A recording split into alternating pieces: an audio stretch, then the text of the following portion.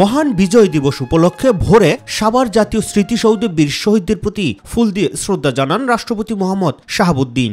এ সময় বিউগলে বেজে ওঠে করুণ সুর।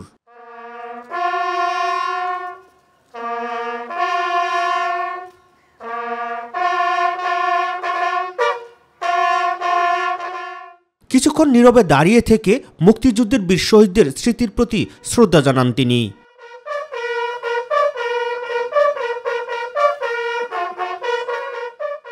রাষ্ট্রপতির পর জাতীয় স্মৃতিসৌধের বেদিতে পুষ্পস্তবক অর্পণ করে শহীদদের প্রতি শ্রদ্ধা জানান অন্তর্বর্তী সরকারের প্রধান উপদেষ্টা ডক্টর মোহাম্মদ ইউনূস। এ সময় তার সঙ্গে ছিলেন বাংলাদেশে সফররত পূর্ব তিমুরের প্রেসিডেন্ট জোসে রামোস হোর্তা। শহীদদের স্মৃতির প্রতি শ্রদ্ধা জানিয়ে কিছুক্ষণ নীরবে দাঁড়িয়ে থাকেন প্রধান উপদেষ্টা।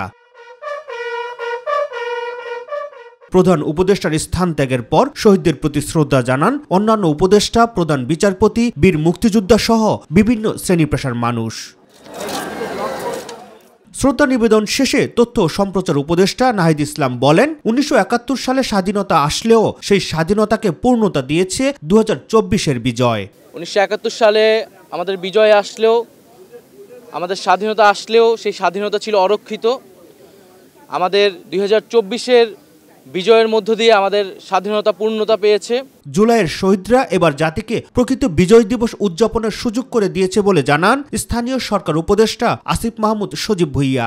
71 থেকে 24 এবং আমাদের এই স্বাধীনতা এবং মুক্তির যে সংগ্রাম, এই চলমান সংগ্রামে আমরা দেশবাসীকে সাথে নিয়ে একটা সুন্দর বাংলাদেশ গড়ার যে প্রত্যয় তা সফল করতে চাই। ত্যাগের বিনিময়ে রাষ্ট্র গঠনের সুযোগ অবহেলা না করে সবাইকে ঐক্যবদ্ধ হওয়ার আহ্বান জানান উপদেষ্টা মাহফুজ আলম।